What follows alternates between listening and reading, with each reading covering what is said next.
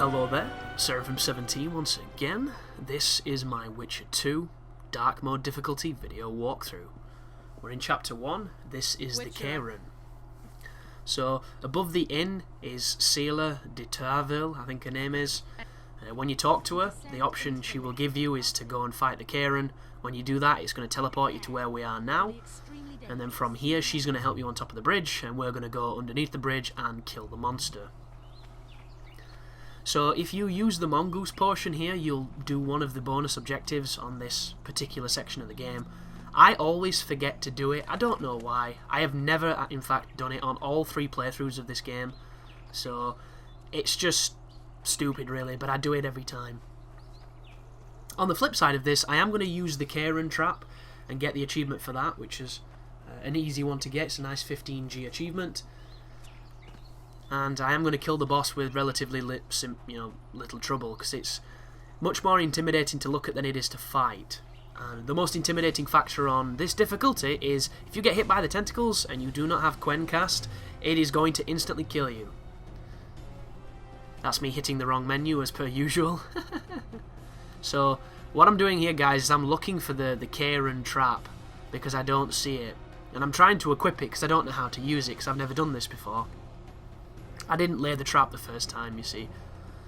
And it turns out there's a little glowing hologram of where it wants you to press A on the battlefield. So I spot it just then. You see it? Next to its tentacle, it wants you to press a button on it. So right there, I go to press a button and it doesn't register. I go to press a button again and he swings the sword instead. One of the many issues with detection on The Witcher. And there's the trap. Instantly severs a tentacle. That freeze just there is the achievement, but I don't have the notifications on, so it loses a little bit of life and we can continue onwards. You want to immediately put Kayran on. He's going to do a big old screamy, slammy, silly show here because he's all pissed off. As long as you're where I am, I've never really had any trouble with being hit from it. And what you want to do is you want to drop one of the Kayran's very close to where you think the tentacle's going to come down when you tease him to hit you. This one cannot be chopped. Don't even bother with that one. You want to lure the one on the left. Only the ones with the Lost Planet-esque crazy orange nodules are the ones that can be damaged. So I'm trying to lure the standard claw away so I can try and get the tiny one. So move closer to the tiny one, drop the Kayran just there, and here it comes, tiny one, into the trap. And then you can go over and beat up its weakness. Depending on how good your sword is will depend on how long this phase takes. Because I've done this with a very shit sword and it took much longer than this. So the robust silver sword is definitely the way to go. Here comes the second tantrum. And all we need to do now is move safely across to the other side of his body so that we can take out the other tentacles. So you'll notice he keeps weakening the bridge, which is eventually going to fall on him. Now he's finished his tantrum, he's going to try and attack you with his front ones. As long as you're moving, you cannot get hit.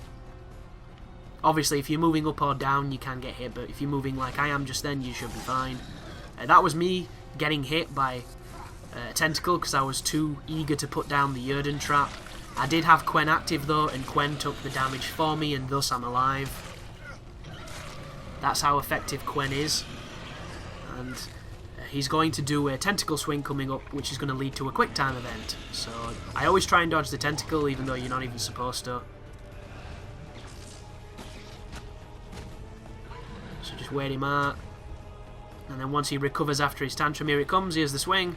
There's the quick time event. And then you just have to, I think it's bash A to stay on. So bash that A button. And then after this, another interesting section, which I don't know if you get a checkpoint or not. I'm going to watch the game to see if you do. See if we get one of those loading symbols, those saving symbols. So the ruins fall on the Kayran, and now you have to climb the ruins to finish him off. If you get hit by these tentacles, they will kill you, so just be aware of it. You'll notice I'm using Quen just in case. And as soon as you get to the top, it cues a cutscene of Geralt putting a grenade of some sort in the monster. And that's pretty much all she wrote.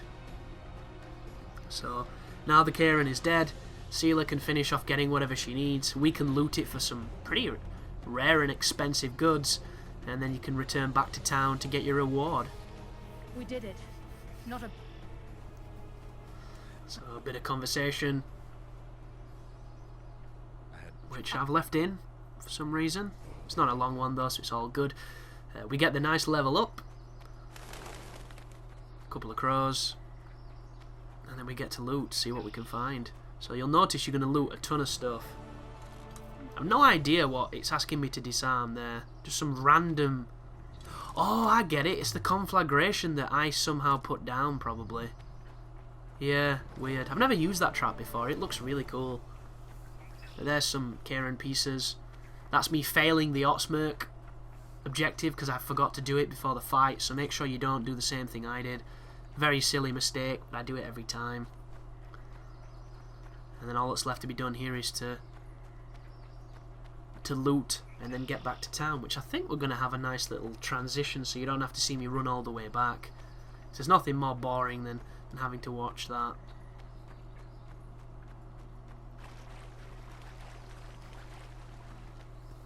But The Witcher 2, you know, it's really cheap at this moment in time, and I think it's well worth playing. It's a game that I've had the most fun with for quite a few weeks now. Like the last game I had a lot of fun with was Deadpool, but that was for a much different reason. Deadpool was fun because it was silly. For the most, it's a pretty shit game, but it's a shit game that's held together by some decent and funny aspects. This, however, is a really good game which suffers only through things that, you know, come from being a PC game. That's all I can think that they are. Because console games at this point have got to such a level of polish, which is not necessarily a good thing in some ways, because it means it's a lack of enthusiasm and it's a lack of ambition on what they want the game to do. But this game does so many things that are not necessarily conventional that it does have those problems, and the PC, in my eyes, is one of the frontiers that does the most creative things when it comes to gaming.